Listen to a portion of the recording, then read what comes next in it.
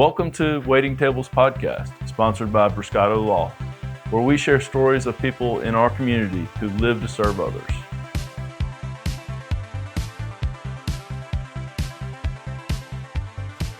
All right. Appreciate it. And we had to have Nolan here to start us off. Absolutely. Absolutely.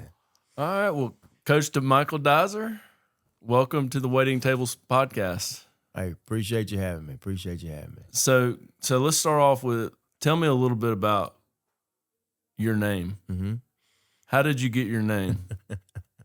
So I'll go ahead. I'm going to go give you the whole backstory. And my full name is Lee Arthur DeMichael Dizer. I was my father's first son, and I was the third born child. And I have two older sisters, and my mom, when I was born, allowed my dad to name me. And so I think he just went all out. I've got part of my grandfather's name, his name. And so that's how we came up with Lee Arthur DeMichael Dizer. Growing up, I was always on my classroom roll as two different people. There was Lee Arthur Dizer, and then there was DeMichael Dizer. So I'd be like, here, DeMichael, here. And I said, it's the same person. And, by the time I got to, high school, they kind of figured out I was the same person. And, but yeah, that's how I got my name. And, my dad, once he named me and kind of did all this, when my youngest brother was born, my mom didn't let him be responsible for naming him. So he has a normal name, Kevin Dwayne Dizer. And so I'm really the only one out of the four of us with this long, drawn-out double name and all of that stuff. So that's where that comes from. Well, I didn't even know about the double name part. Yeah. I just want to know the history of the name DeMichael. Yeah. Well, DeMichael, really is my middle name, and I don't know where he came up with that at. I know the Lee Arthur comes from my grandfather and comes from his middle name. And so I think DeMichael was just kind of part of, it may have sounded like it just needed to fit in there, So that's kind of where that came from. I had to ask. I mean, I've been wanting to know the answer to that question for a while. Yeah, that's where it comes from. You can blame my dad for that one. Yeah. Well, so tell us about what's going on. With this is your first year being head football coach, right? Correct? Yes, sir. So I guess I'm really curious to hear about what do you see as kind of where West Monroe is this year, but I'm also curious about kind of your backstory too. Mm-hmm. So I don't know I don't know if you want to launch into one or the other first, or. Yeah. Well, I'll go back to when I'll start when I got to West Monroe. So I got to West Monroe High School in 2017. I moved to West Monroe in 2014. I was the director of Victory Sports Academy. It was a sports performance gym there in West Monroe, and so that's kind of where I built a lot of relationships with a lot of the families and players and athletes around this area. And then 2016, Coach Arledge, Jerry Arledge, he gave me an opportunity to come on board and be a part of their staff as a defensive back coach. And so I started there in 17, and I was a classroom teacher. My first, you can imagine What'd me. you teach? My first 3 years, I had principles of business and work keys. And if you've never heard of either one, there's a reason why. There were two very simple, non-credited subjects, and I just taught the curriculum that they gave me, and it was, for me, I kind of used it to teach the curriculum, but also kind of instill some life values in my students that I traditionally wouldn't get an opportunity to, because most of the time you're just surrounded by football players, and me being in the classroom allowed me to be interactive with other kids on campus that are not exactly associated with football. And so I did that for 17, 18, and 19. And then in 2020, I got the opportunity to transition into the weight room full time. And so I gladly left the classroom, and I moved over into the weight room with Coach Jeremy Manny. And I served as the assistant strength and conditioning coach there for 2021 and 22 season. And then Coach Manny he transitioned into administration, and so then my role turned into the head strength coach, and so I was able to serve as the head strength coach, equipment manager.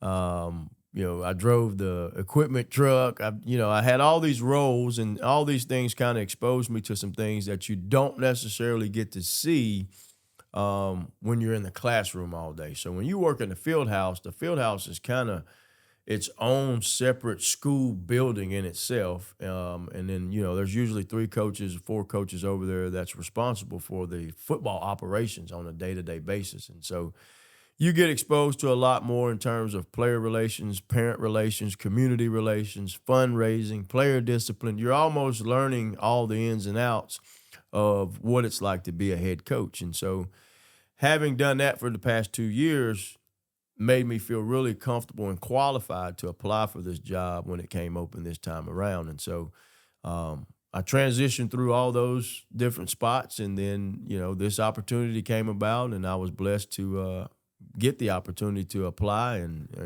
the chips fell in my favor, and here we are today. Wow. Yeah. Well, congratulations. Thank you. You're right at you're at the end of the runway. It's about to about to take off. Yeah, it's go time now. I mean, we'll be rocking and rolling. In 2 days. Game 1 will be on Thursday, and the season will be in full effect, and you'll be in the playoffs or not be in the playoffs before you know it. It flies by once it gets going. So we've been blessed with a good off season. The state of the program right now is we've been able to complete our staff. We got our staff completed, by the time summer started. We made some late hires kind of in the latter part of the school year last year. But we got everybody completed, got fully staffed on both sides of the ball. We feel really good about our team, and so, we just finished up the Bayou Jam this past weekend, and I thought our performance in that was really good. It exposed some things we needed to see, from a coach's perspective, player perspective. Gave me a chance, an opportunity to get some first game setting as the head coach and try to figure out exactly where I want to be and how much implement I want to have on this side of the ball or that side of the ball. And would that have been your first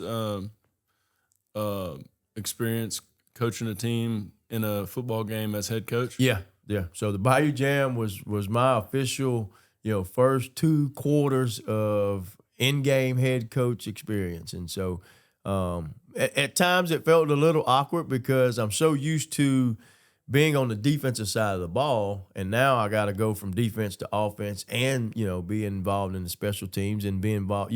The head coach, you got to be kind of involved to some degree in all aspects of the program. And so, just feeling your way through that within the game setting, you're a nervous wreck leading up to the game because, playing on a Saturday, it's not your traditional progression to getting to the game. Most time you play on a Friday, well, kids get out of class, where they are, where everybody is, you get in here, you get to pregame, you lay down, you get up, you get dressed, you go to, and then it's an easier transition. Well, on a Saturday, you got to make sure Johnny ain't still out of town. Didn't stay up too late on Friday night. So we did a good job. Our kids all got there on time. Pre-game meal went well. Devotional, everything went well. Our transition to ULM was good. And so overall, it was a good experience for us. And it really helped us prepare for, a regular season football game. And y'all played Ruston, right? We played Evangel. Oh, Evangel. Yeah. I got that wrong. Ruston and Neville played each other on Friday. I got West Monroe and Neville confused there for a second. I don't know about that one. Yeah. Well, so before you were back in West Monroe, where'd you come from? So I originally born and raised in Sterlington, Louisiana. I actually started my coaching career in Sterlington. And so prior to moving to West Monroe, I coached under Mike Collins for 2 years, and then Jason Thompson, who is from Neville. I coached under him his first year when he got hired at Sterlington. And then I transitioned out of the coaching realm and moved into the private sector of training. And so, but I was born in Sterlington, raised in Sterlington. My high school career, I played at Sterlington High School. I graduated from there, transitioned to Grambling State. Played football there for 4 years and then moved on to the NFL. I spent, 2 seasons there with the Seattle Seahawks and then moved back and got into coaching at Sterling. So that's kind of been my background. I left for a little while, came back home, and been here ever since. What was the NFL experience like? Man, it was a dream come true. Every day that I was there, I was living out a dream that I had had since I was a child. But you learn really fast that you better get over the dream aspect of it and treat it like it's a job, because it is a job and it's a business and it's a cutthroat business. And so, you show up and you're in the locker room with guys you've been watching on TV and guys you idolize, and you really got to try to take their job to the best of your ability, but you got to do that while still trying to earn their respect, still trying to build a relationship with them as a teammate. But I mean, you're trying to find a job, and when you come in as an undrafted rookie like I did, your odds are really low to make that team, and so you got to do everything right every single day just to give yourself the best opportunity. And so, fortunately for me, I was able to do that, and every day I spent there, man, it's just so much information you learn, so many different perspectives you get from coaches and players across the country, and it's just a great environment of learning. Like, you just learn so much about the game of football, just about life in general. You learn how to maneuver, you learn how to do business deals, you learn how to negotiate. It's the NFL, it teaches you everything really fast, and you better be prepared for it all, or they'll take advantage of you. You'll get taken advantage of. And so, but, for those that aspire to go to the NFL, it's a great place. It's a great place. It's a great organization to build your career, to network, build relationships. You can make a ton of money, if you know how to financially structure that money. You can hold on to it for a while, or, you can do like all of the young guys, we just make money and we spend money. We're going to work hard, but we're going to have some fun too. And, and everybody goes through that phase, but, the NFL, man, it's a great organization. So I've heard this before, and I don't talk to too many former NFL players on a regular basis. So it's not like I've had a lot of conversations where I could fact check this, but is it true that players in the NFL get paid during the season, and then when the season's over with, they're not getting paid anymore? You're not getting paid. So that's the thing that a lot of people don't understand. So you're getting a game check, and let's just say your contract says you make $10 million a season. That's a really good contract, by the way. So you're just gonna break down. Is that what your contract was? No, nowhere close. Nowhere close to that. Not at all. But I have seen some of those guys' paycheck, when we get paid every Tuesday. So certain organizations pay weekly. Some of them pay bi-weekly, or bi-monthly, I should say. So you get paid for every game. And you get 16 regular season games. And so whatever your annual salary is, you're going to get it in the span of 16 weeks. And when 16 weeks ends, you're not getting another game check because you're not playing any games. And so some guys get money and they spend money. And then when week 16 comes and ain't no more money coming in, they're in a bind. They got to figure out how to make it to the next football season. Of course, there's some bonuses and things that you get in the off season, but in terms of your annual salary, you get it within the span of the regular football season. And of course, if you make the playoffs, you get playoff bonus money and things of that nature. But a lot of people think you're just getting paid year round, and you're not. You're going to get everything you're going to make that year. You're going to get it in those 16-week window, and then you got to figure out how to financially structure that for the rest of the year, or you'll be in a bind. And a lot of guys struggle with that. So, I would struggle. I'm telling you right now, I would struggle with that. I can personally tell you, I struggled with that because I didn't know. I didn't know. I just thought, well, we get paid every 2 weeks. We'll get paid every 2 weeks all year. And then the season ends, and it's like, where's that direct deposit at?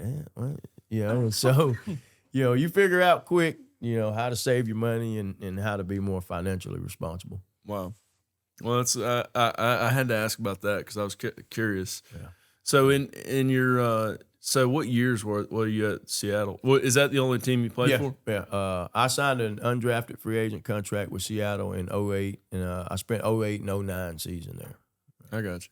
So now Seattle, did they win the Super Bowl They won the Super Bowl. in the last? No. They lost the Super That's what Bowl it was. to the Pittsburgh Steelers the year before I got there. Okay. Yeah. Wow. Yeah. So that had to have been a special time to be there. Yeah. And so, when I end up going to Seattle, I was like, man, this is a good team. And then we get there and we sucked. We went 6-10. We didn't even make the playoffs. I remember there was one span in 2008. I think we lost like 6 or 7 games in a row. And I'm sitting there going like, how in the world, y'all were just in the Super Bowl. How do you go to this so fast? So, but no, Seattle's a really good place. And right around 2009, when I left in 2009, Jim Moore Jr. was our head coach. And then he left. And that's when Pete Carroll came in. And when Pete Carroll came in is when you saw the turn in Seattle, and they were, multiple Super Bowls, the Legion of Boom, and all of those things started to come about. And that was right after the time I left. So before I got there, they were in the Super Bowl. When I left, they went back to the Super Bowl, and I'm sitting there going, what happened when I was there? Like why couldn't I have been a part of any of that? But no, man, Seattle, it's a great place. It's a great place. Well, I think West Monroe's probably glad that you weren't a part of any of that. Because we may not have got you, you know? Yeah. Well, everything happens for a reason. Everything happens for a reason. Well, I was at the field house the other day. I noticed there was a couple of pretty significant construction projects going on. What's that all about? So right now, they're right in the middle of doing our new athletic training facility, and that'll be ran by our head athletic trainer, Kirk Franham. I want to say that's a $4 million project that they're doing, and I think that's supposed to be completed somewhere in the November window. And then they've also started on a 100-yard turfed covered facility, practice facility for us in football, and really just any sport on campus, that's a field sport that needs to be outside. And so, they spent quite a bit of money on that. And so Washita Parish School Board, Mr. Tommy Como has done an outstanding job for West Monroe High School over all the years that he's been in service at the school board. And we're truly blessed to have him. And they really do put athletics, they put athletics at the top of their priority list. And this is what you're seeing when you see these kind of projects go up. And not to mention we just finished getting a new game field put down this summer in the stadium. And so we've added a few little extremity things in the stadium to kind of update it a little bit. And there's some other things to come down the road. But we've got several projects going on campus. Edgewood had some things it had to get cleaned up. It's a multi-purpose building we have on campus as well. And so there's a lot of construction going on, and really not just on West Monroe's campus. Washita Parish, all the schools there's new construction kind of going on at mostly all our schools. So we're truly blessed, for our school board to invest in us and our athletes like that. What's the you said there's an athletic training facility. I'm assuming that has something to do with like treatment and right. So we currently have, and I'm gonna get the number wrong, but the number is somewhere in the 500s. That's how many athletes we have on campus. We have one training facility right now, treatment facility, to treat all 500 plus athletes, and there's only 6 treatment tables in there. And so, Kirk could have at any time, let's just take football, for example. We got from freshman to 12th grade, I think we're at 230 football players. Well, wow. Yeah, at any time. That's amazing. He could that's have, a lot of that's that's a lot of boys, man. That's a lot of guys, and so at any time he could have, 25, 30 injuries that he's got to treat. Well, if he's only got 6 tables, he don't really have the space to effectively treat these kids. And so seeing that and understanding that, he was finally able to be blessed with the opportunity to really construct his own building the way he needed it based off the number of kids he has to serve, the space he needs. And so the school board, they met and they blessed him with that opportunity, and that's what you're seeing. And so it's going to help us tremendously serve that large number of athletes more effective and efficiently. Well, and hopefully it'll give those injured players an opportunity to avoid more significant treatment or spend more money on medical expenses. 100%. And his goal is, and our goal is, how fast can we treat the athlete and then get the athlete back to the field of play? And by giving him this large amount of space, it's going to truly help him do that. And there's some new equipment that he's going to have in there that he didn't have before, cold tub and hot tub. And so I'll give you an example. So for like a Thursday before our games, everybody's got to do ice baths. And so we've got 3 ice tubs, but we've probably got 85 players we've got to get in these tubs. And so right now, we're going 6 guys at a time, 2 to a tub. And so you can imagine 2 football players trying to squeeze in one tub that's half the size of this table. But that's what we got, and that's what we use. And in this new building, he'll be able to put as many as maybe 20 to 25 guys in a cold tub at one time. Wow. Yeah. So you're talking about effective and efficient. That's what we're talking about. So is it going to be like, I remember when I was in high school, we had this big metal, I say big, it was like you said, about half the size of this table, and it was like a metal tub, and we'd get in, the trainer would fill it up with water. Yeah. Matter of fact, I think Kirk spent a couple of days, I went to St. Frederick's, and back in those days, this was 20 years ago, when I was a freshman, was been 25 years ago. I was a freshman.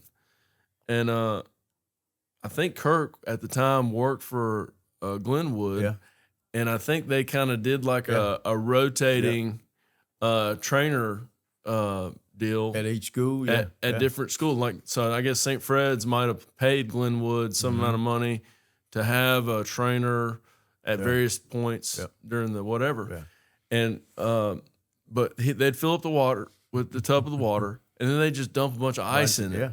And they had an ice machine in the laundry room. And you go in there, you get like a couple of 5-gallon buckets of ice, dump it in the water. That's it. And then you let the ice chill the water for a few minutes. Yep. And then you get in that Jump in sucker, and it was cold. Yep. That's us. We still doing it. And that's what they still do? That's still what we do. So is this new tub going to be So this new deal? tub is, it's got jets on it, and it's more like a pool almost. And he can get it to the temperature he needs it to be. If he wants to add additional ice to it, he can. But it's got like a refrigeration thing to it. Yeah. And so he's got a cold tub, and then he's got a hot tub. And they're very large size. And so, like I said, he estimates that he could do up to 20, 25 kids in there at a time. Versus us, going 6 kids. All right, we got to go 5 minutes a group, and then you 6 get out, give me 6 more, and so we make it work. But being blessed with this new building and having the space and all of those equipment and things like that, man, it truly does help us. Well, it sounds like it's going to be great for the the athletes, and it's going to help you guys get them back on the field faster. And I'll give Kirk credit.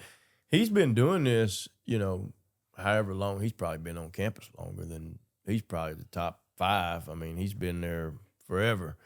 But he treats every organization, from football to basketball to baseball to tennis to soccer, cheerleaders, dance, band. If there's an injury on the campus, we've had teachers in the training room. He's treating everybody on the campus, in addition to some of our middle schools. If there's a middle school injury, a lot of times they're in there with Kirk. And so, to Kirk's credit, man, he's done a heck of a job over the years, just utilizing what he has. And now that hard work's paying off, and now he's been blessed with this facility. So the other facility, you're talking about the covered 100-yard facility. tell me a little bit, like, what's the purpose of that? So what this does is we're living this new age of player safety, which you always want to have player safety, but it's dictated kind of by what they call a wet bulb. And the wet bulb, Kirk takes outside and he measures the temperature. And then the reading that he gets, he correlates it back to a chart. And that chart tells you basically what you can wear to practice, how long you can practice, or if you can't go outside and practice at all. And it makes it very difficult to structure or schedule practices when you don't really know what the wet bulb's going to say. And so is this like, I mean, this isn't a thermometer we're talking about. It looks like it. It looks like it. It's a device probably about the size of this water bottle, and it's got a fan in it, and it measures the wind speeds and the humidity, and it comes up with a temperature. And so it's not something new. It's something new that the LHSAA has kind of implemented into player safety, and making sure we're not putting kids at risk of heat stroke by being outside, with a helmet on and shoulder pads and things of that nature. So it's a necessary tool. It's just very hard to, like I said, structure your schedule around it because you don't know what it's going to say. And then what it says in West Monroe ain't the same as what it says in Monroe, or, 5 miles away, you get a different reading. And so what we've had to do in the past to combat that is move our fall camp practices to 5:45 in the morning. Well, most kids, that's hard to do. How many football players did you say you had again? We're about 235. So I'm guessing that all 235 are not showing up at 5:45. No, you're gonna have some missing bodies in that. But I'll give our kids credit. They did a good job for the most part, being there consistently, especially the varsity kids. But this covered facility, what it does is it helps to almost eliminate having to rely on the wet bulb to structure your practices or keep your practices in the afternoon after school. So, it'll allow wind through there. It'll be shaded. And so it should keep your temperatures in terms of that wet bulb relatively low all the time, and you can continue to have your practices as you regularly schedule them. Teams that are, don't have a covered facility on campus, they can get under it during their seasons, and it just helps keep everything flowing, the way you want to go. But just out of curiosity, and I mean, I'm curious. Mm-hmm. I mean, if it's raining outside, I'm assuming you'd be able to use it. Yeah, we can do everything under this facility outside of Lightning. Lightning is the one thing because it's not a true indoor facility. It's not enclosed. Okay. Lightning would be the only thing that would bring us back inside. I see. That was kind of what I was wondering if it would protect shelter you from lightning, but so the answer is no. Yeah, it doesn't. And that's kind of more of just a district policy. I mean, if it's lightning, you got to go indoors somewhere. And with this thing not being considered by code an indoor facility, you still got to be you got to go indoors, truly indoors. So sure. But we'll take that all day. Well, it sounds like you got a lot of great, new, exciting things happening. I mean, it sounds like your facilities are getting a significant improvement from the on-game field to the athletic training facility to the I don't know if you want to call it the indoor. I guess it's not truly indoor, but the shaded. Yeah. We got to come up with a name for it. Everybody calls it an indoor, and then we got no, it's not an indoor. And some people call it a pavilion. But we're gonna come up with our own name for what we want to call it. Maybe I don't know. I'm trying to think of something that would be like catchy. Like I'm thinking about like backyard barbecue, like an awning. Call it the barbecue facility. We could. We're gonna come up with something. We're gonna have a catchy name for it. I don't know. We'll come up with something. So we're about to launch off into that season. Is there is there anything that you're particularly looking forward to as far as what you anticipate? No, I enjoy it all. The process of getting from Sunday to Friday, breaking down film, studying your opponent, learning about your opponent, but at the same time, still focusing on your players and your team and making sure that you're doing the things that you want to have done the way you want them done, the right way. And that process of, like I said, just getting from Sunday to Friday night on the game field. We always, as coaches, look forward to that. And you want to see all the hard work that you've done as a coaching staff and as a player and your players in the offseason. You want to see all those things come together on Friday nights. And, we all, players, coaches, everybody enjoys that process of getting to Friday nights. And so, the biggest thing that I tell our players is, Friday night ain't going to go the way you want if you don't handle your business Sunday through Thursday. And so, we all love Friday night. We love the game atmosphere.